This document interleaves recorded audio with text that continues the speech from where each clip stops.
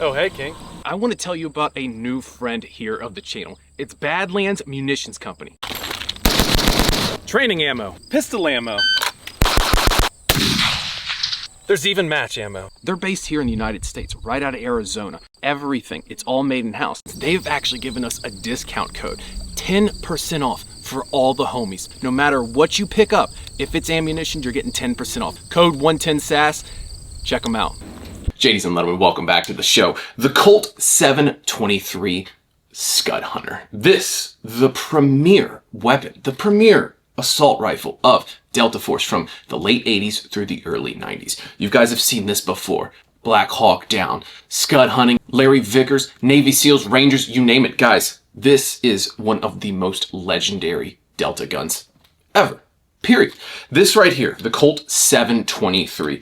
We never seen anything like this in the global war on terror, but everything from this weapon has influenced every single operator's carbine throughout the global war on terror. So, guys, let's talk about this thing. This gun really wasn't even called a Colt 723. All the operators, they called it a Car 15, and that was coined by the Max SOF V guys and all of those dudes using them in the Vietnam War. So, essentially, when the M16A1 came out, it was a 20-inch rifle. It was a little bit of a musket, if you will.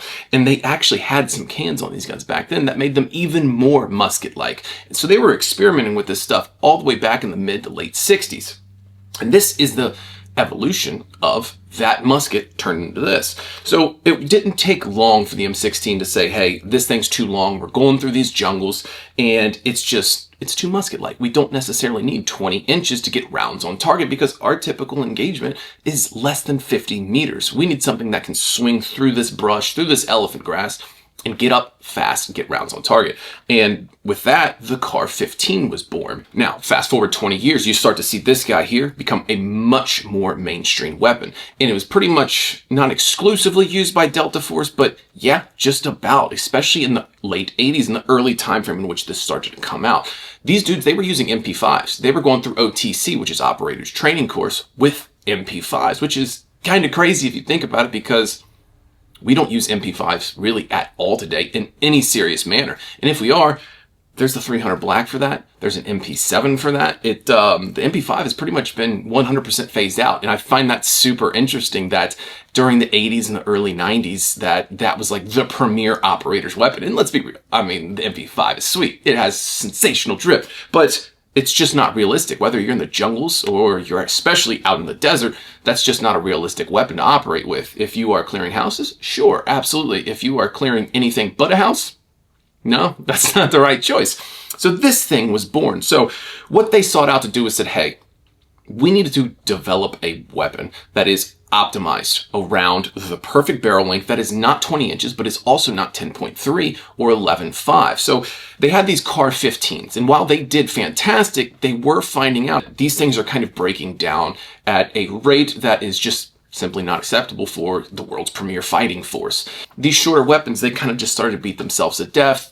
You would get a lot of gas port erosion and things like that would cause these weapons to malfunction well before, say, a 14.5. So the 14.5 inch was born strictly out of necessity. And they had found with this gas system, that barrel length, that we have the perfect amount of dwell time and enhanced reliability, but also can still get some good rounds on target at decent range.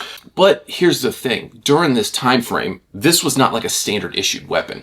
Delta Force has a very interesting procurement program. I'm not going to say it's like a blank credit card, like go get whatever you want, but it's pretty close to that. Yeah, it's kind of like, hey, you guys want to go get some stuff? Like, all right, cool. Let's go get this budget approved real quick and we're good. Like, they don't need a ton of explanation. And that's where this weapon was born. So it's really interesting. They called them Car 15s back then, but really, it was actually a civilian market. This is a civilian market weapon that they purchased in just a large quantity. It's rolled M16A2. That's how the originals were. Now, they obviously weren't M16A2s because they were 14.5 inch ones, and they didn't have rifle length buffer tubes, and they didn't have the rifle butt stock. So they were much different. As you guys can see here, this picture is where I got my inspiration from for this exact weapon. Now, I find that finding old pictures of old Delta dudes, especially back in the 90s, that, God, the drip is just sensational. Like, these guys are like absolute heroes and kind of at the forefront of advancing the M4 technology. If it wasn't for dudes like these testing and just trial and error with these kind of, at the time, not necessarily experimental weapons, but very advanced weapons, considering the average grunt was carrying, again, a 20-inch musket with iron sights. To see these pictures like this with an Aimpoint optic on this thing? What is that on the end? Is that a huge, gigantic can? What in the world? What is that? Is that a grenade launcher underneath there? No, it's actually just a weapon light. So they knew all the way back in the late 80s and early 90s how important it was to have an optic on your firearm, to have a light on your firearm, to get a can on your firearm. And at the forefront of advancing all of this technology, advancing all of these weapon platforms, were these Delta dudes. So let's start at the top here. This is the Aimpoint 2000. This is their second iteration of their red dot sight. Of course, there's the Aimpoint 1000 that I have here, and this is the Aimpoint 2000. As you can see, it looks much better, in my opinion. And also, in my opinion, too, it's much more user-friendly, and it appears a little bit more rugged with a much better mounting system than the Aimpoint 1000. That thing is, it's a little goofy. So the Aimpoint 2000 is a 1 MOA dot. It is actually a very useful optic, in my opinion. Like, it is still relevant today, and it's, what, 30 years old? Over 30 years old. I find that super interesting that you can take a red dot from over 30 years ago and put it on a carbine and still be proficient with it and get good, accurate hits. That technology, yes, it has advanced, but ultimately, it's just gotten smaller and a little bit bigger field of view and maybe a touch more crisp of a red dot. But this red dot is still very crisp in here. It's kind of sensational. You would think that you buy a 30-year-old red dot sight and you're like, oh God, like, how bad is this gonna be? It's really not that bad. It's actually kind of impressive. I genuinely like this optic, and it's 2025. Everybody can agree that you are more lethal and you have a more lethal platform with an optic on your gun. No, a red dot is not going to make you a better shooter, but it is going to take great shooters to the next level, because acquiring your sights with the irons, 2 different focal planes, is just, it's just simply not as ideal as a red dot sight that you can shoot both eyes open. So this thing was actually destined for the civilian market. It was never really meant to be anything for the US military. Actually, it was really designed for hunting scopes. This was kind of like a short range to mid range red dot sight to put on your hunting rifle. That was so far ahead of their time. So far ahead of their time. And this thing is actually made in Sweden. So back then in Sweden, you know, in the European, especially that area, yeah, hunting was still a thing back then. They probably don't care much for hunting anymore like America does. And to see this somehow get onto an operator's weapon to not hunt wild game, but yeah, hunt wild game.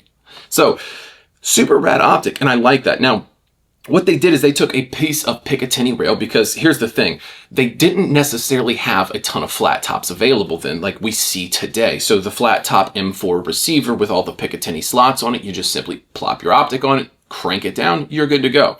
That wasn't a widespread thing. Actually, it was kind of really, really hard to get a hold of. So what they did is simply took a piece of Picatinny rail or Weaver rail and drilled a hole through it, tapped the M16A1 receiver, and cranked this guy down on there, and then put the optic on top of it. And it works, and it's really funny, in my opinion, that we've almost made full circle with these carry handles, because the carry handles are nice. I use it every once in a while, but it's also a built-in riser that is, in my opinion, just a touch too tall for your typical precision work, but it does work, again, with just a red dot on there, because that's going to be typically your 0 to 400 meter engagement.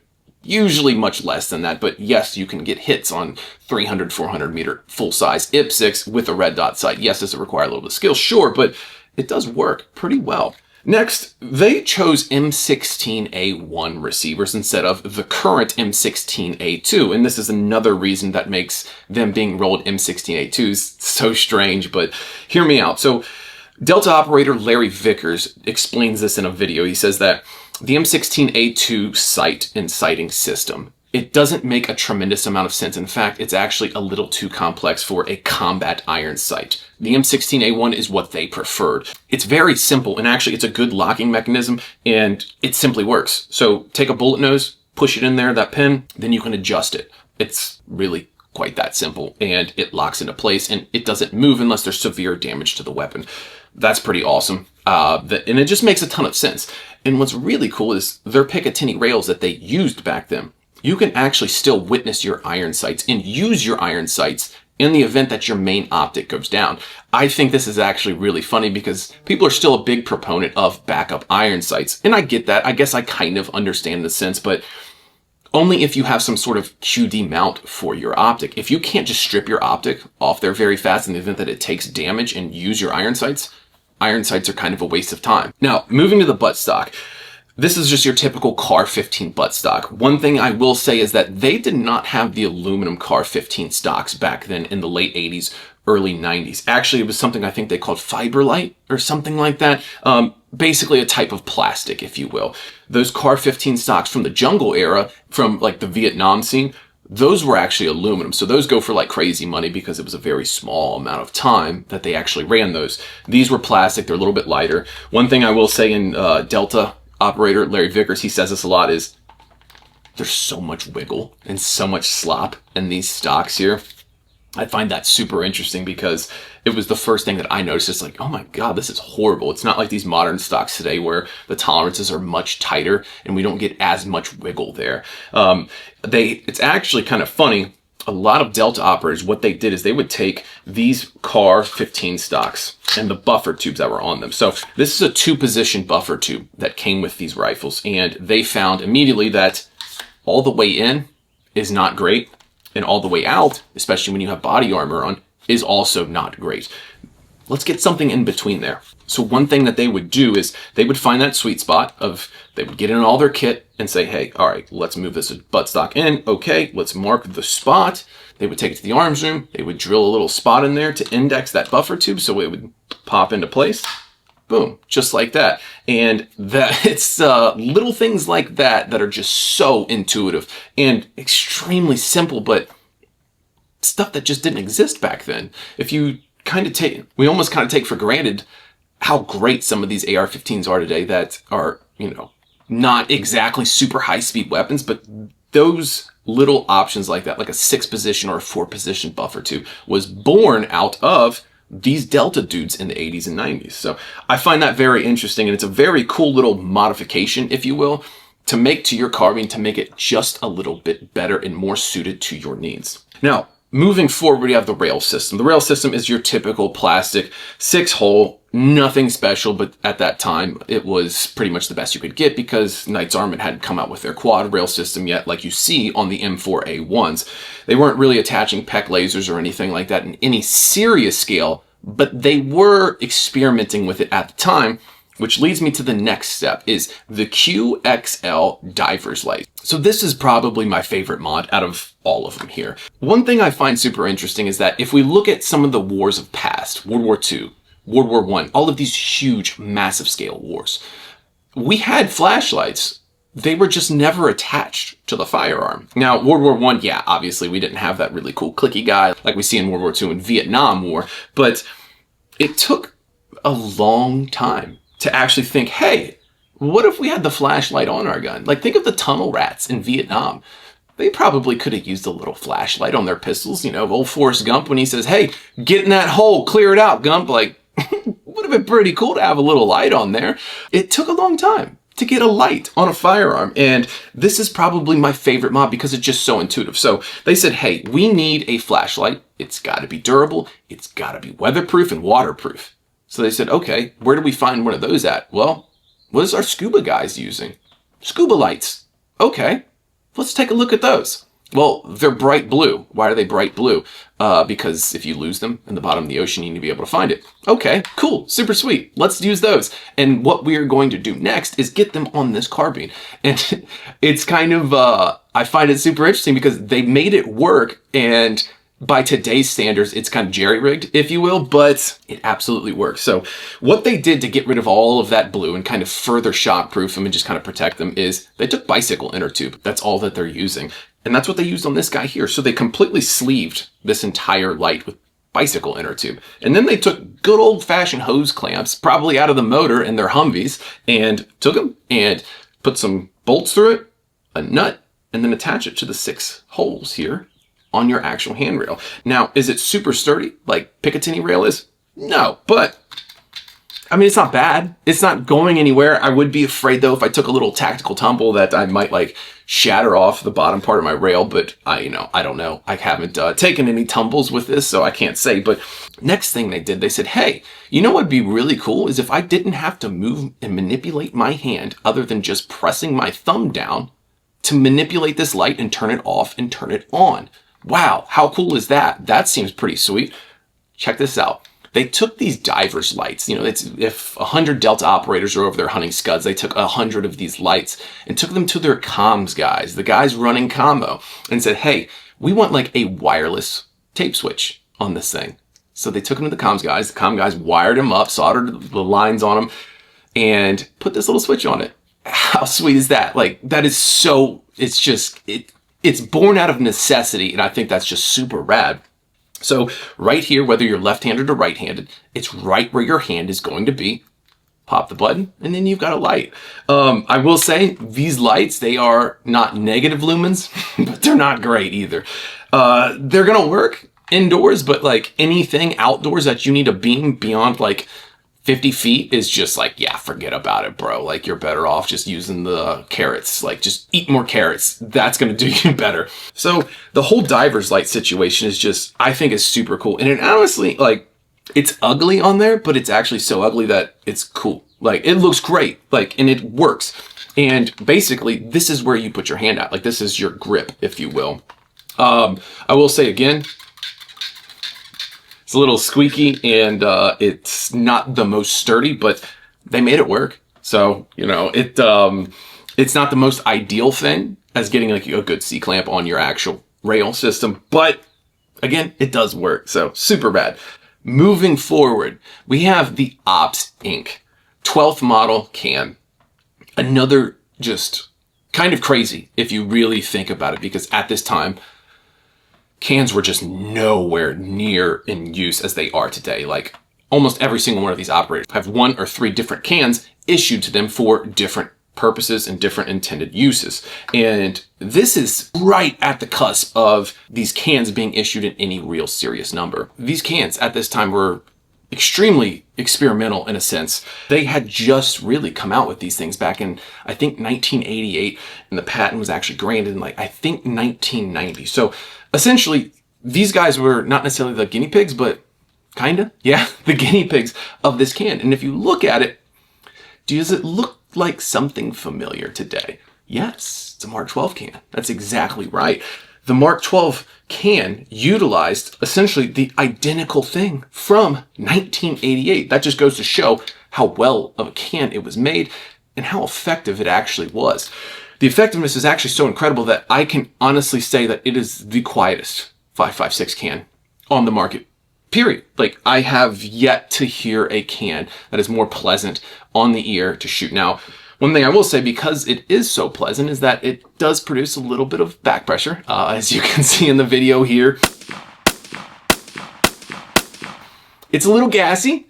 Now, that can be tamed down, especially if we put a smaller gas port in our barrel and we started fresh. But, it's one of those things that, again, in the sake of making a good real clone, use it like they did. So it's very, very cool. And if you want the most correct model of this, they actually still make them today. Allen Engineering, the guy who actually used to make these for Delta back in the 80s and 90s, still makes these today. It's actually AEM, Allen Engineering. They still make this can. So if you do want to clone it, that's where you need to go. So overall, these guns, in my opinion, are just the most iconic weapon of, I would say, the last 30 years, in my opinion. Now, of course, there's, Mark 12s and all those other things like that that are very, very cool AR-15s. But this here being just like your general purpose infantry weapon, and I shouldn't say infantry weapon because it was only high-speed hitters using these. It's just, man, it's very cool to see how this essentially influenced every single AR-15 that the military uses today. They've just made things slightly better to attach, slightly smaller, and slightly higher performing. Like the optics goes to like the M68. The lights, they go to Surefire. The cans, they go to the Surefire or a Knight's Armament can. Things that are just slightly smaller, better attachment methods. And it's very cool to kind of see the first real like grandfather of the M4A1. So if you guys do want to clone this weapon, where I started at is Thoroughbred Armament. Those dudes are awesome. All they stock is strictly just cool clone items. They've got actually these entire uppers, I think, like ready to go. I mean, that's how I got mine from there. Just great dudes, good prices, and not to mention great customer service. Can't say that enough. I am not affiliated with those guys in any sort of way. I've met them a couple times at clone shoots. Just great dudes, great company. Awesome to support dudes that like my nerd hobbies. So I'm going to do that. Now, guys, as always, run your gun and not your mouth. We'll catch you next time.